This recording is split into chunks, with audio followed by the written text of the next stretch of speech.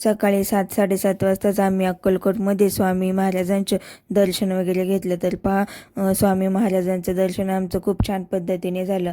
आम्हाला असं वाटलं होतं की गर्दी वगैरे असेल आणि आम्हाला दर्शनाला उशीर वगैरे होईल, पण अक्कलकोटमध्ये श्री स्वामी समर्थ महाराजांचा दर्शन आम्हाला खूप पटकन झालं. तर पहा अक्कलकोटमध्ये आम्ही स्वामी महाराजांचं दर्शन वगैरे केलं आणि थोडाफार नाश्ता वगैरे केला आणि लगेच सकाळी 8-8:30 वाजता तुळजापूरला जाण्यासाठी निघालो. कारण की पहा अक्कलकोट आणि तुळजापूरचा रस्ताही खूप लांब आहे. तर पहा कमीत कमी आम्ही 12-12:30 वाजता तुळजापूरमध्ये पोहोचलो आणि लगेच देवीच्या दर्शनासाठी निघालो. तर म्हटलं आधी देवीच्या दर्शनाला जाण्याआधी आपलं तिथे बारवमध्ये थोडंसं हातपाय तोंड वगैरे धुवावं. तर पहा हातपाय तोंड वगैरे धुण्यासाठी गेलो, पण त्या बारवेमध्ये एवढं पाणी घाण होतं की आम्ही तिथे हातपाय तोंड वगैरेही धुवू शकलो नाही. तर पहा तसंच थोडंसं वेडावाकडं पायावरती पाणी घेतलं आणि देवीच्या दर्शनासाठी पटकन निघालो. तर पहा देवीच्या दर्शनासाठी 2 रांगा होत्या, एक धर्मदर्शन आणि एक मुखदर्शन. तर पहा आम्ही धर्मदर्शनाच्या लाईनीला लागलो.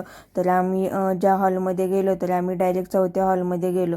त्यानंतर 4था, 3रा, 2रा आणि पहिला असे हॉल करत करत आम्ही खाली आलो आणि नंतर मग आम्हाला देवीचं दर्शन भेटलं. तर पहा दर्शनासाठी आम्ही 12:30ला लाईनीला लागलो होतो. तर कमीत कमी 4 वाजता आम्ही देवीचं दर्शन घेऊन बाहेर पडलो, कारण की एवढी गर्दी होती आणि आता उन्हाळा आहे, मुलांना सुट्ट्या आहे. तर त्याच्यामुळे खूप लोक देवीच्या दर्शनासाठी येतात. त्यामुळे 12:30 ते 4 वाजले आम्हाला देवीच्या दर्शन घेण्यासाठी. तर पहा देवीचं दर्शन वगैरे घेतलं आणि घरूनच मी परड्या वगैरे भरण्यासाठी गव्हाचं पीठ, मीठ, तांदूळ वगैरे नेलं होतं. तर म्हटलं तिथं जाऊन छान परड्या वगैरे भराव्या. तर देवीचं दर्शन घेतलं आणि नंतर मग परड्या वगैरे सर्व भरून घेतल्या.